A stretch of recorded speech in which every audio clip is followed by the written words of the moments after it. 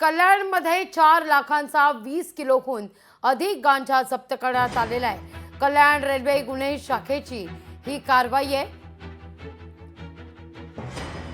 पोलिसांकडून 2 गांजा तस्करांना बेड्या ठोकण्यात आलेल्या आहेत। पुरी एलटीटी गाडीतून 2 संशयित इसम खाली उतरले।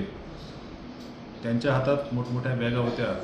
आमच्या टीमला त्यांचा संशय आल्यावरून त्यांनी त्या बॅगा चेक केल्या।